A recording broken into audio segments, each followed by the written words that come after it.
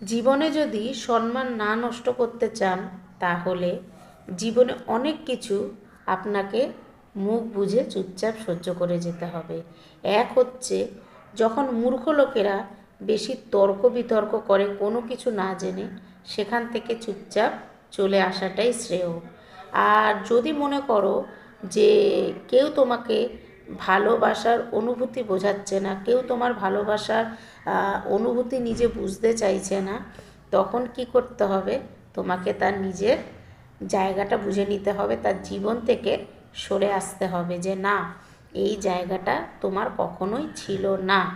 আর যখন দেখবে যে কোনো মানুষ তোমার সংসারে কি হচ্ছে না হচ্ছে, তুমি তাকে মন খুলে কথা বলেছো, তোমার সংসারের কথা তার কাছে শেয়ার করেছো, সেই কথা নিয়েই দীর্ঘদিন সে তোমাকে নানাভাবে নানা অছেলায় কষ্ট দিয়ে যাচ্ছে, তখন তোমার কি উচিত?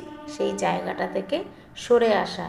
যে কখনোই সে তোমার ভালো বন্ধু ছিল না, সে সবসময় চেয়েছিল তোমাকে কোনো না কোনো কারণে ছোট করতে। এই জন্য নিজের সম্মান বাঁচাতে গেলে সব সময় এই মানুষগুলো থেকে তোমাকে দূরে সরে থাকতে হবে।